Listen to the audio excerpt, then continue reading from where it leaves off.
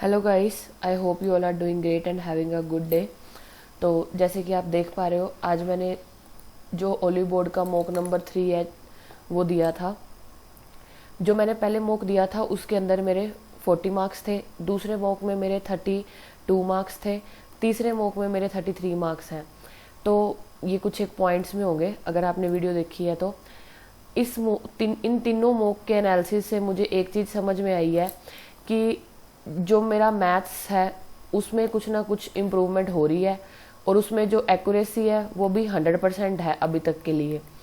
लेकिन जो रीजनिंग है उसके अंदर मैं अपने आप को इम्प्रूव करने की कोशिश कर रही हूँ, आप यहाँ पे देख सकते हो रीजनिंग के अंदर। लेकिन यहाँ एक ऐसी पजल आ गई जिसकी वजह से जो मेरे 5 क्वेश्चंस हैं वो गलत हो गए हैं, तो इस वजह से मेरे मार्क्स भी कम हो गए हैं इसमें। पीछे वाले मॉक के अंदर मैं इतने क्वेश्चन अटेम्प्ट नहीं कर पाई थी क्योंकि मैं उस पजल में स्टक हो गई थी। यहाँ पे क्वेश्चन अटेम्प्ट हो गए हैं तो यहाँ पे वो चीज़ गलत हो गई है। 5 क्वेश्चन एक पजल के थे, 5 ही गलत हो गए हैं। तो ये रीजनिंग का जो है वो मेरा स्कोर कार्ड है। क्वेश्चन हालांकि मैंने 16 अटेम्प्ट किए थे, लेकिन जो क्वेश्चन एक पजल जो गलत बनी है उसकी वजह से 5 गलत हो गए। मैथ्स में दोबारा मैंने देखा है तो इम्प्रूवमेंट हुई है।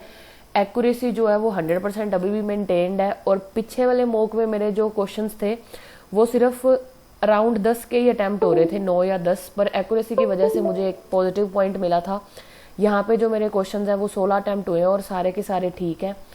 अगेन अगर हम इंग्लिश की बात करते हैं तो इंग्लिश के अंदर वही है, एक्यूरेसी जो है वो मेंटेन नहीं हो पा रही है। कुछ एक क्वेश्चंस ठीक हो रहे हैं, जैसे पीछे वाले मॉक के अंदर ये फिलिंग दी ब्लैंक्स जो थे वो गलत हो रहे थे, लेकिन यहाँ पे जो है मेरा सेंटेंस रीअरेंजमेंट जो है उसके 5 के 5 क्वेश्चन गलत हो गए हैं। और ये मॉक शायद मुझे कुछ टफ लग रहा था, इस वजह से जो मेरे नंबर ऑफ अटेम्प्ट्स थे वो भी जो है वो 20 ही हुए हैं, जबकि मैं 25 के आसपास जो है या 26 जो है वो अटेम्प्ट करती हूँ। 20 में से यहाँ पे मेरे 9 जो क्वेश्चन है वो गलत हो गए हैं। तो आप मुझे प्लीज़ कमेंट बॉक्स में सजेस्ट करिए कि मुझे किस तरह से इसको इम्प्रूव करना है। और मुझे इतना तो पता है कि 70 क्वेश्चंस के आसपास मुझे अटेम्प्ट करने हैं, तभी मैं 55 से 60 के बीच में जो है वो स्कोर कर पाऊंगी। इंग्लिश में तो पता है गलतियां हो ही जाती हैं। तो आप मुझे कमेंट बॉक्स में सजेस्ट करना कि मुझे इम्प्रूवमेंट कैसे करनी है, और आप मेरे साथ अपने नेक्स्ट स्कोर अपने इसी मॉक के जो स्कोर कार्ड है आप कमेंट बॉक्स में मेरे साथ शेयर करना। Thank you.